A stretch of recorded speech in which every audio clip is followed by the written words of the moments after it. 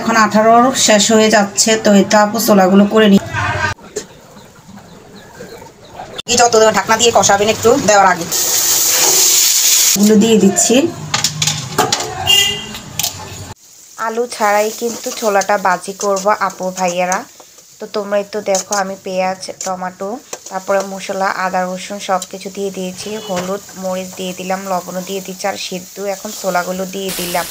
তো এইভাবে সিদ্ধ ছোলার মধ্যে এখন তো আমি এখানে জিরার গুঁড়ো আর ধনিয়ার গুঁড়ো অ্যাড করে 2 চামচের মতো দিয়ে দিয়েছি।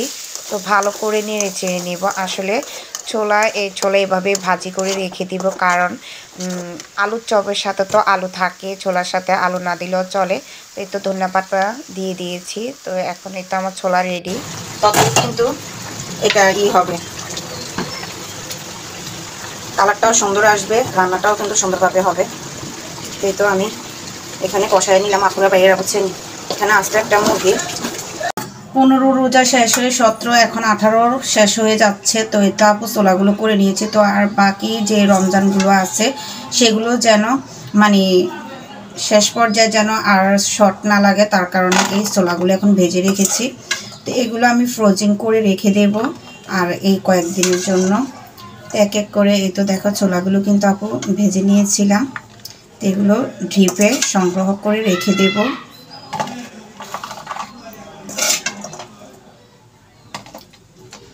আমি এক একটা এর মধ্যে বক্সের মধ্যে নিয়ে নিচ্ছি। এগুলো কিন্তু টুকটুক করে ভরে নিচ্ছি, যেন একবার নামিয়ে এক বক্স নিয়ে খাওয়া যায়, এই আর কি।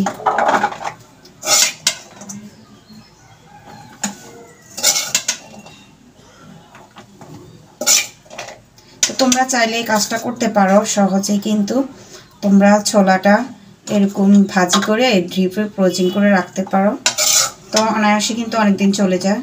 তো দেখো আমি কিন্তু অনেকদিন আজকের জন্য এগুলো রাখবো, তো এগুলো আজকে খাবো।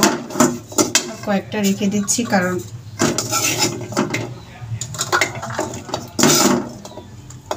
এই দেখো আমি কিন্তু এই আইসক্রিমের বক্সের মধ্যে রেখে দিলাম। তো দেখো আমি কতটুকু রেখেছি, তোমাদের সবগুলো দেখিয়ে দিচ্ছি।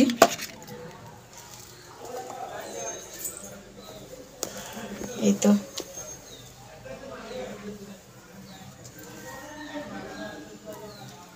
তোমরা চাইলে এভাবে সবাই রাখতে পারো।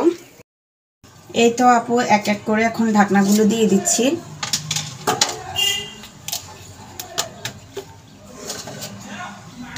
সব কটার মধ্যে এই যে দেখো ছোলা, এইভাবে ঢাকনা দিয়ে কিন্তু রেখে দেব।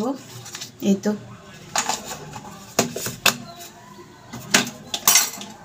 এই যে এটার মধ্যেও কিন্তু এগুলো নিয়ে নিয়েছি।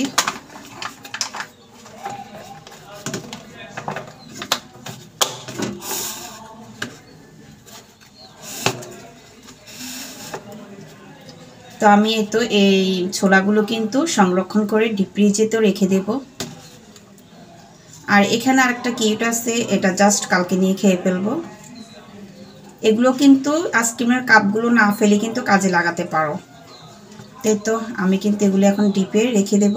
তো তোমরা সবাই ভালো থাকো এ পর্যন্ত। এই তো রমজানে সবাই সবার জন্য দোয়া করবে। তো সবাই ভালো থাকবে। তো আজকে এ পর্যন্তই, কেমন?